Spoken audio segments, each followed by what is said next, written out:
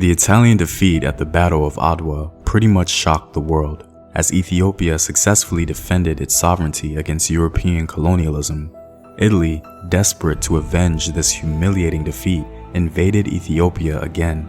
With Africa being swallowed up by the ills of European aggression, the second invasion of Ethiopia stirred the very soul of Black America, lighting a fire under the Pan-African movement in the 1930s.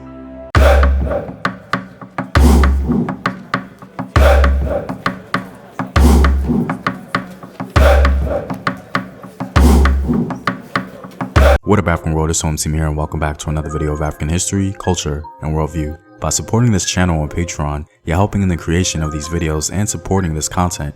If you like access to full courses and sources, or you simply want to show your support, you may do so by clicking the Patreon link in the description box below. Even though many people groups across the globe protested Italy's second invasion of Ethiopia, Black Americans were particularly vocal. We mobilized like no other in the 30s in defense of what we saw as Africa's last kingdom in a sense. Ethiopia was a pride to Black people all over the globe. In that time, Black Americans drew inspiration from the ancient and classical literature concerning Ethiopia. As the only nation in Africa to significantly halt European ambition, Ethiopia very clearly became a symbol of Black pride for the diaspora. As many of us know, historically, African Americans have been largely Christian, or at the very least, they descend from a Christian tradition or worldview. This Abrahamic disposition ironically increased their love for Ethiopia, as there are many positive references to Ethiopia in the Christian Bible.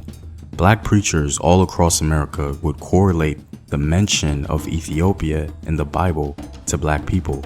This allowed Black Americans to view themselves as contributors to their religion and place them in the biblical narrative. Dr. L.K. Williams, president of the National Baptist Convention, condemned Italian imperialism and encouraged Black America to aid Ethiopia in any way they could, because he did not want to see the last Black empire, as he said, lose its independence and its culture. The Fraternal Council of Negro Churches, with leaders from 9 principal Black churches, passed the following resolution.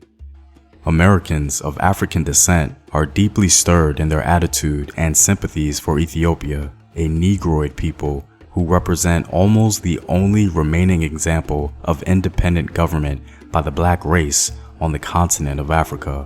While by sympathy, principle, and ideas we are Americans to the core, we cannot be deaf to the cry that comes from a menaced nation in the land of our fathers' fathers.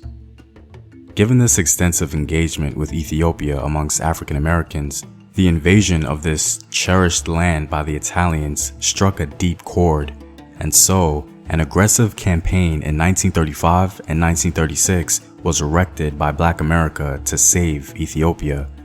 One observer remarked that he knew of no event in recent times that stirred the rank and file of Negroes more than the Italo-Ethiopian War.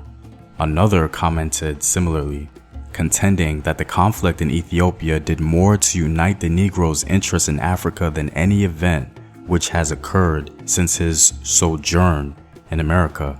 They viewed Black interest in the conflict as a watershed in Afro-American history, marking the beginning of a new phase in Black American attitudes toward Africa and world politics.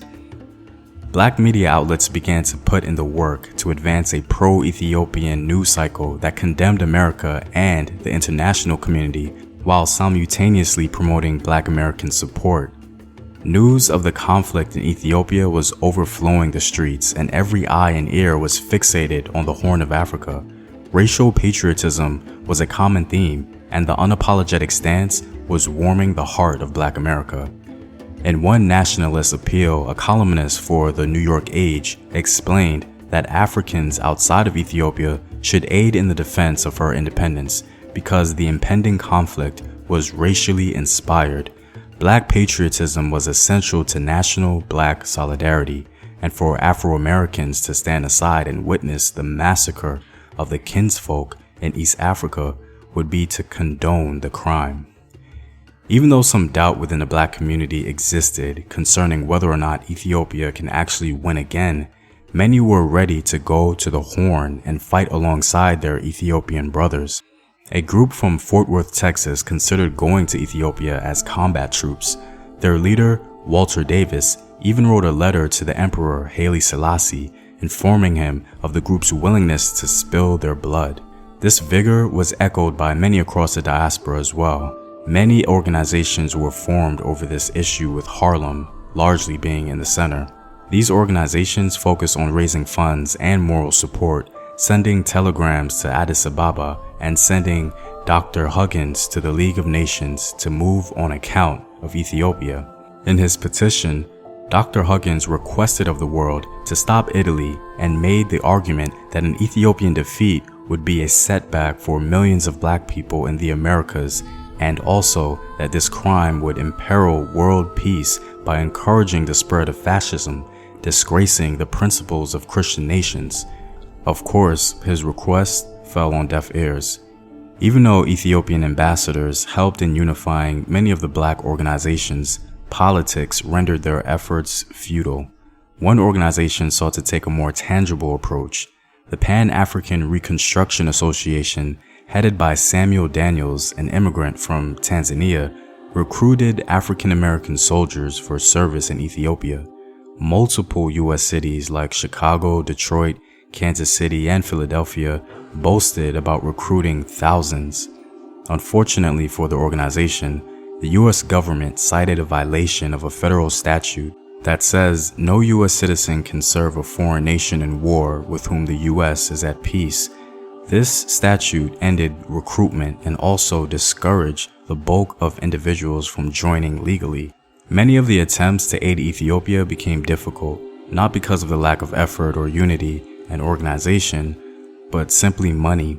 The 30s especially was hard on Black America as the Great Depression worsened their already wealthless state.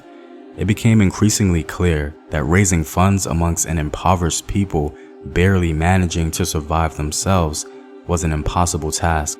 Black America had the right spirit to fight for what they believed to be their sacred land, but the lack of capital became their kryptonite.